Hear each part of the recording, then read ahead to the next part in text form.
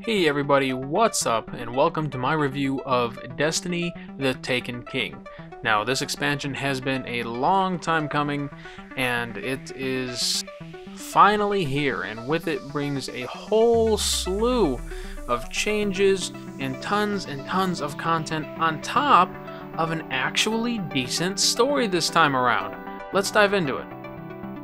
And if at any point you find yourself enjoying this review, please scroll down and pound that like button. I would really appreciate it. It really helps out my videos.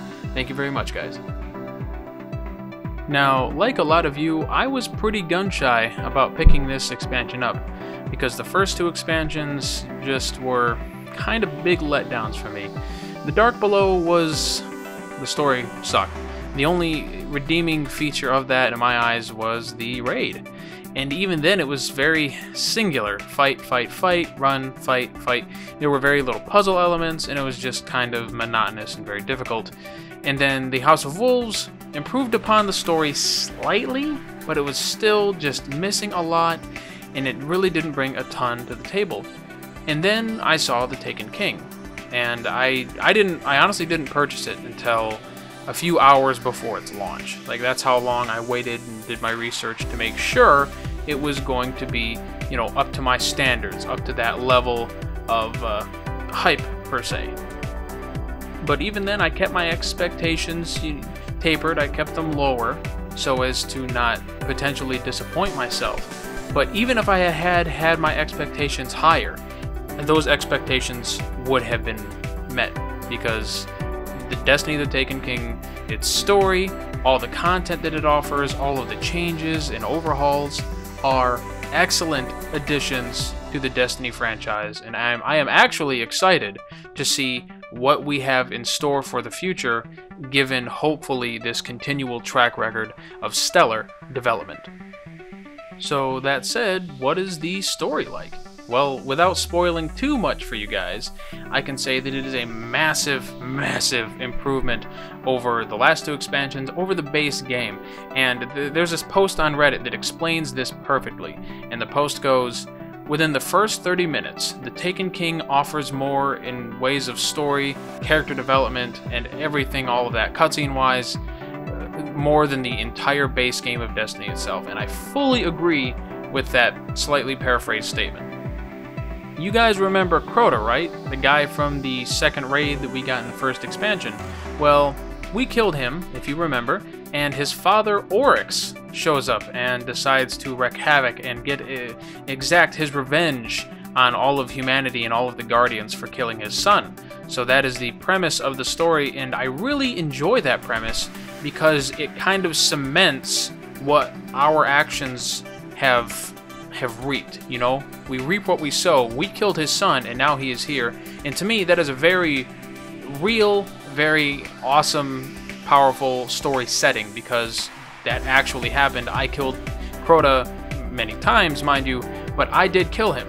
So story-wise, setting-wise, it all makes sense, and I like it. The missions this time around are also massively improved, with really impressive set pieces that have you following a pretty linear path, but at the same time it makes me remember the missions from the Halo series, and just the way that those brought you from point A to point B to point C, and you're not just going from A to B, killing a monster, and then leaving.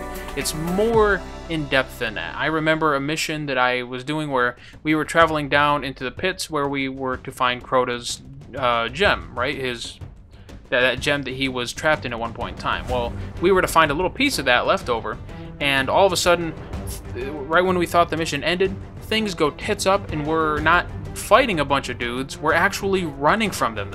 The game tells us to run. Don't fight them, just freaking run. And it's awesome because they're just all chasing us, and there's explosions going off everywhere, and it's stuff like that I've fallen in love with Destiny's story again.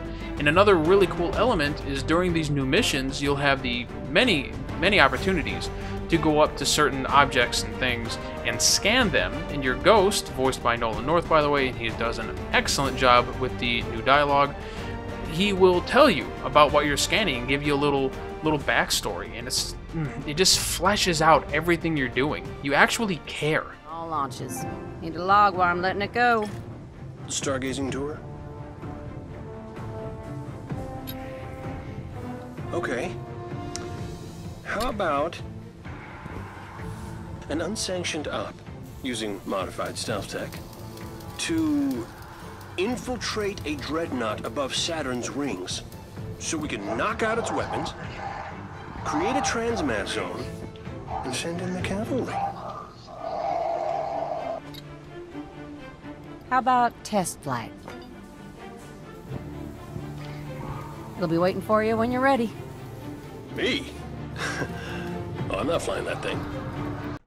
As you can see right there, the Taken King elevates its storytelling, its interaction with characters, both you, your ghost, and the drones that used to just do nothing but populate the tower. It takes all of those characters, gives them personalities, gives them actual dialogue and actual cutscenes, and makes you care about them in a way that Destiny has never done before.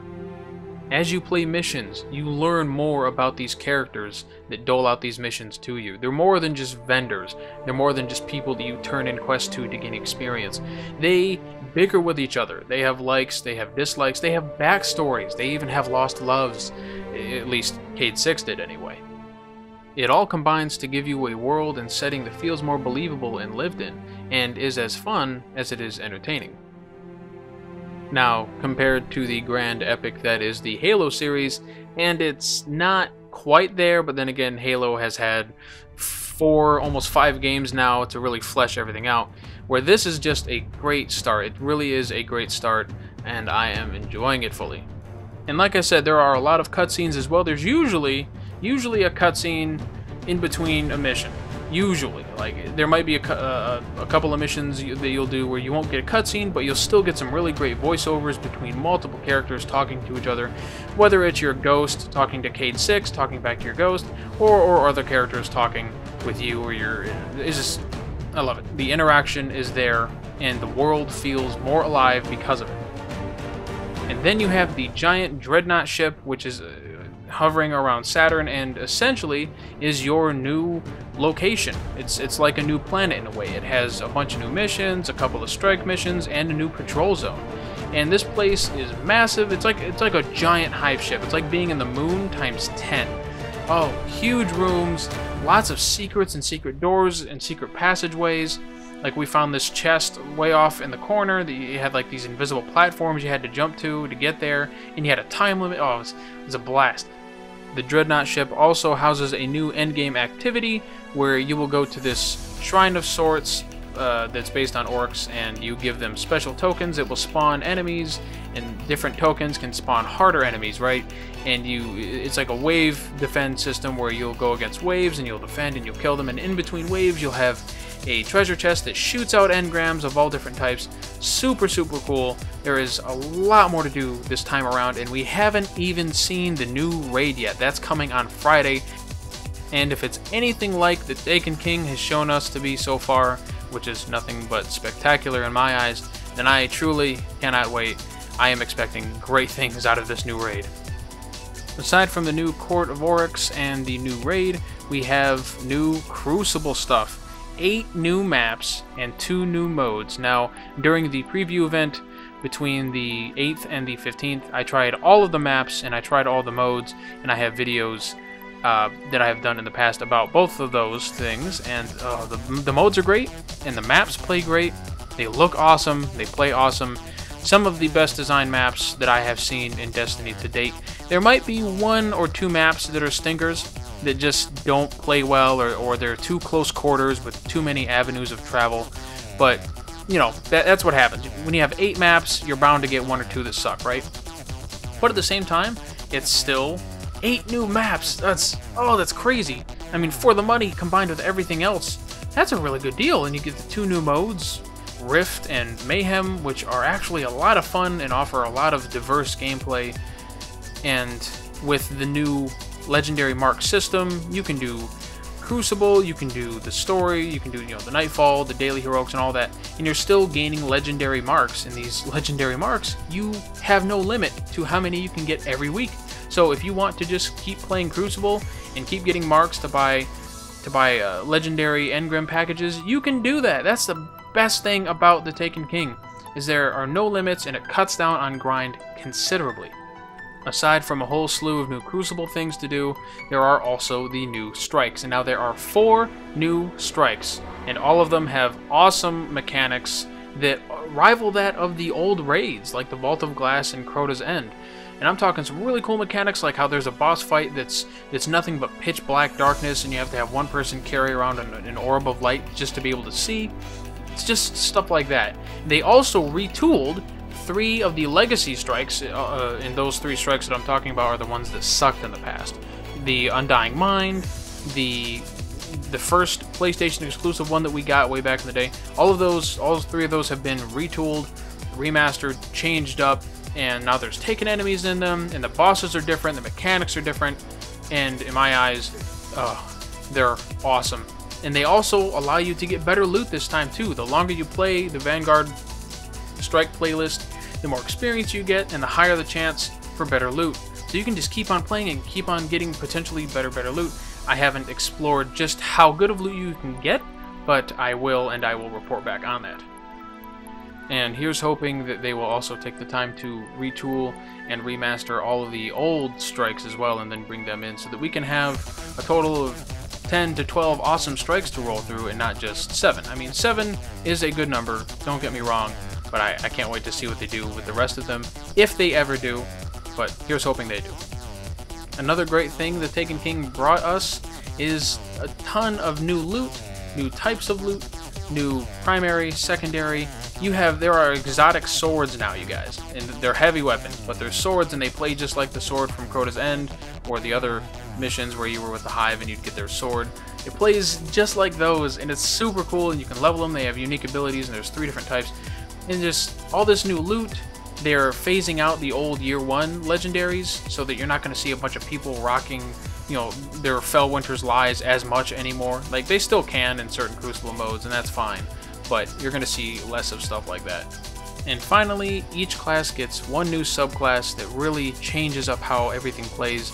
The Titan gets a long-range super-using, fire-hammer-wielding badass subclass, and these fire hammers are awesome. You can throw them quite a distance and then they explode, doing lots of damage and getting lots of kills. The Hunter is getting more of a support subclass this time around, with a bow and arrow that kills the first target initially, but then absorbs all of the other targets into it and holds them there for your teammates to take them down. And finally, the Warlock becomes a lightning-slinging spellcaster that just decimates an entire field with lightning arcing from enemy to enemy. My personal favorite. These 3 new subclasses will breathe a lot of life into the game, as well as increase the diversity and variety of gameplay in the Crucible, so we won't be seeing as many Blade Dancers and as many Strikers using Fist of Panic as much. In the end though, what it comes down to is that I was a Year 1 player. I played the Alpha, I played the Beta, and I played the game when it first came out for months. And then, in between expansions, I hated on Destiny for being what it was, and for not being what I wanted it to be. But now I feel like I'm finally at a point, and I feel like Destiny's finally at a point where I don't have the urge to hate on it anymore, because it's finally living up to what my original vision and what my original expectations were for the game.